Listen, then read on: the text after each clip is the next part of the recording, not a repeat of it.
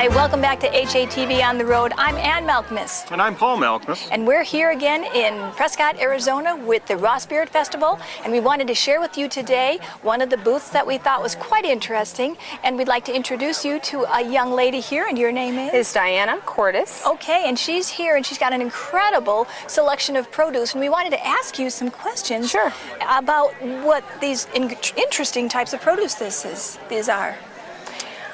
Go ahead and tell us. Here's some of the things that you'd asked about. The lemon cucumbers.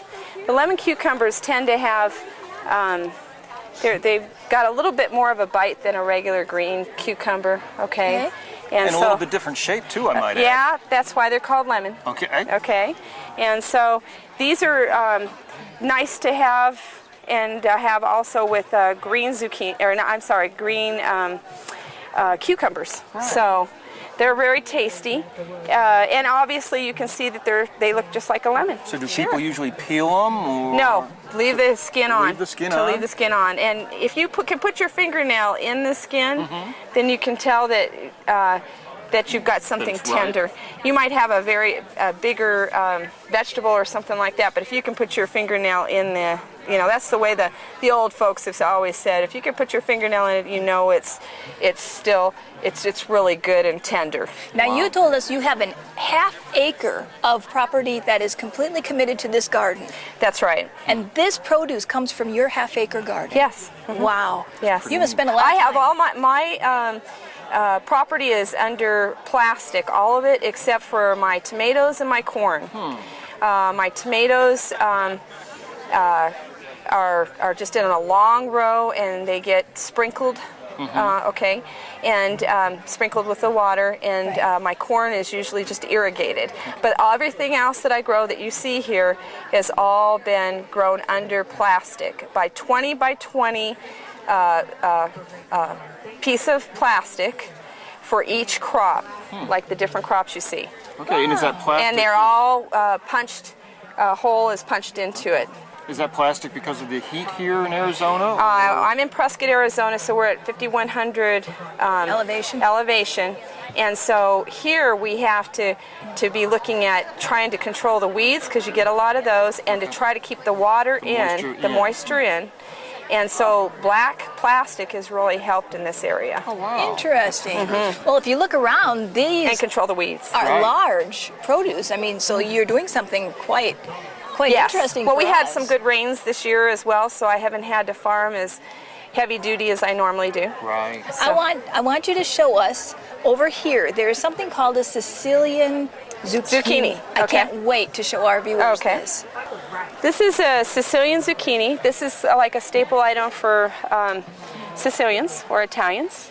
And what they like to do with this vegetable is to peel it. And it's kind of got a smoother flavor than a regular green zucchini to eat. And usually what they do is make it into, saute it with like onions and garlic and a little bit of olive oil, and it makes a really good vegetable. My friend particularly likes to put it right in his spaghetti, and he's an Italian. And so the other people that are interested in this is the people from India like to put ginger and a variety of onions and other vegetables with it, and really do enjoy this. So, but again, you have to peel it. It's not something like the green zucchini in that area, but it does have a flavor of zucchini, but it's a smoother flavor. Do you know anything about the nutritional value? Is it more nutritional or? More nutritional. I'm going to be honest, and I don't know. That's fine. Okay. That's but great. The fun thing I wanted to share real quickly is she said children love these. They pick them up, they put it around their neck. She gives them a little marker, magic marker, and they start creating all sorts of different things. There we go. There we go. There we go. There we go. There we go. Oh, cute. Okay. There's the little eyes. Perfect. They love that. Perfect. Look at that. That's like a little snake. So there's their vegetable. It's a cute little vegetable, isn't it? How does that feel? Strange? Yeah, it was a little You're like, unusual. get this away from me. No, I didn't mind. I was living, but it's not going to bite me.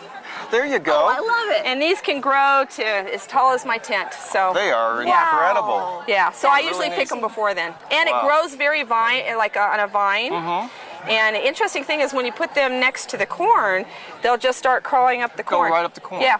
That's neat. I thought that was interesting. It is. When I went out there, it's like, how did this get up here? Right. Did somebody throw it? Wow, that's So, neat. And I'll the bet shapes are that's just, fun. they're all different shapes. That's what people like. I usually have a rattler sitting out here for people to look at. So, Now also we noticed that you have some prickly pear in here.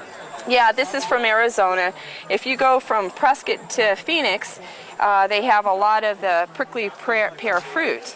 And so what we have is we've pretty much gotten all the pricklies off of it. There's still some fine hair on that, but this is a sweet flavor that you get from this, and it has seeds in it. And I'm going to show you an example of this peeled. Here we go. So you peel it, and that's what Well, it looks like with inside. you, what you would do, I've actually had someone eat some of this already, so some of the meat is gone. But it has, you can see, there's quite a few seeds, but it is sweet and it's very enjoyable to eat. And the seeds are edible? And the seeds are edible as well. Yes, Now this comes off a cactus? yes, the prickly pear fruit. Right. Having been in Arizona for a few days now, we've noticed prickly pear syrups. We've Yes. noticed prickly pear as Jellies. part of, yes. Jellies, Yeah. Even on different restaurant menus, we're noticing prickly pear is everywhere. Something we're not used to No. from the East Coast at all. There you go. Yeah. That's right. why I have it here. That's because neat. it's indigenous to our area, and everything here is indigenous to this area. Sure, that's why they look so fresh and big and, Yeah. and ripe. 'Cause Yes. they And if, like you, it here. if you go down the highway, you'll see many of the cactus and so forth. Oh, so. yes. Something else that was interesting to us and unusual was It the is. Armenian cucumber.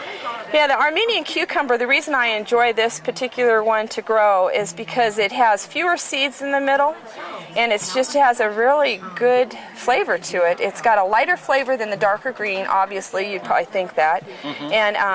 And it's got fewer seeds in the middle for more meat on the around.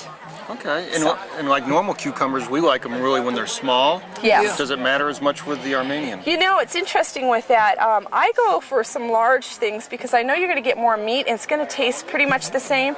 The issue is going to be your seeds. That's The it. seeds are going to That's be a right. little bit more. So what I use, if you don't mind, I use like a mandolin, which is like a board with a blade on it, and I make long pieces so that I can put long pieces in my sandwich. Right. So it makes it real nice, and then whatever's left, which is the seeds, I'll replant. Oh, right. Oh, that's a great Well, I idea. was going to say you So- could juice them or put them in smoothies even. Either one. There you go. Sure. Okay. So, but I do really enjoy these Armenians, and that's the reason that I do.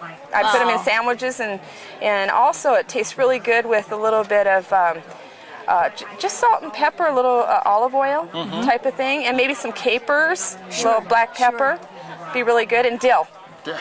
So, That sounds wonderful. You know, this is one of the things we enjoy doing is going to different farmers markets in different areas and looking to see what is different, unique to the area. And we learn so much that way. Well, we have found some interesting places here in Arizona, and this is just one. And we just thank you so much for You're spending welcome. time with us. We know that on these hot Arizona sultry days, the watermelon and all these other wonderful vegetables and fruits are going to come in, and people are going to just be nourished by them. well, and at the Raw Food Festival, let me just share with you that what I prefer to do with my raw food is to dehydrate it to 118, reconstitute it with marinade. And one of the books that I have here is The Art of Raw Living. And I really do enjoy this. It's it has many pictures and so forth of the meals that you can make. With the mandolin that I mentioned earlier, the board with the blade on it, making long cuts and so forth with zucchini, you can make wraps with that. You makes dehydrate it just a little bit, so you break it down just a little bit, but you don't take away the nutrition, and then you can use it as a wrap. But it's a raw wrap. It's a raw wrap. That's Wonderful. right. So, Wonderful. That's a great looking book. I like It this. is. I like that book. I Yeah. do too. Lots of color. Yep. Thank you so much for taking time with us. You bet. We appreciate that, and we hope you enjoyed this next version we have on the road. We look forward to seeing you the next time on HATV.